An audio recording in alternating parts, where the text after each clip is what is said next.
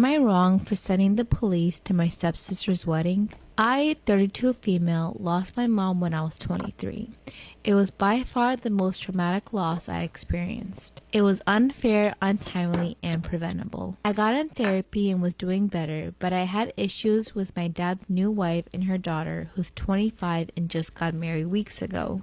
We do not have a close relationship, but we were cordial enough to sit at dinner tables. My stepsister treats me as a relative and was as much distant from me. But after my father got sick, we had to see each other a lot. I'm handling his care while stepmom works full-time, and stepsister doesn't do much, though she's always visiting when I moved in to help my dad. I brought with me all of my mom's belongings, and my stepsister showed interest in my mom's necklace and asked if she could borrow it to wear it at her wedding. I refused, and she tried every method to convince me, and I had to put it in a place where I thought it'd be safe after my stepmother got involved. As the wedding approached, they both kept convincing me to let my stepsister have it. She bragged about affording a better one, but it was a matter of showing who's in control. I stood my ground and told them how serious I was, so they backed off. I didn't attend the wedding to stay with my dad. I remember wanting to change where I was hiding the necklace while the house was empty, but I found it was gone.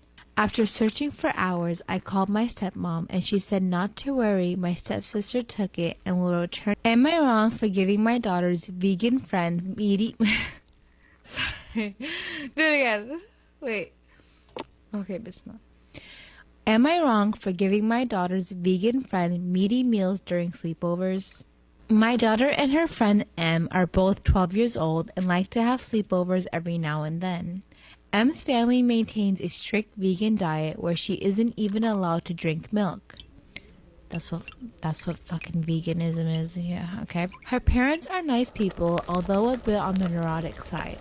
So whenever she's over, I always make a big meaty meal for them. Last weekend, I made some cheeseburgers and steak for them on the grill with a big glass of milk. M absolutely loves it and always politely asks for more, which I happily provide. M is a bright young girl and she's a good friend to my daughter, but I notice how much smaller and paler she is compared to my daughter. I think it's likely tied to her family. Am I wrong for refusing to give up my dream wedding dress, even though it means my fiance's family won't attend? I'm in a lot of turmoil right now and it feels like everything is falling apart. I have never had a great relationship with my future mother-in-law. It isn't terrible, but I can sense that she doesn't like me. My fiancé is very close to his family, so there has been some tension. I didn't invite my mother-in-law wedding dress shopping because our relationship was awkward, but I thought I'd show her a picture to make her feel included.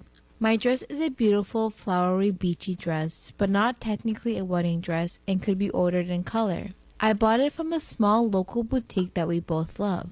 My mother-in-law said that I can't wear that dress because she bought the same one for her 50th birthday, which is 2 weeks after my wedding. My mother-in-law does have the dress though in a mint green color. There is enough detailing that is still clearly the same dress. And she has the receipt to prove that she got it first. Lavish birthday parties are a thing in our circle, so I know she has invested serious time and money. I said that I'm still going to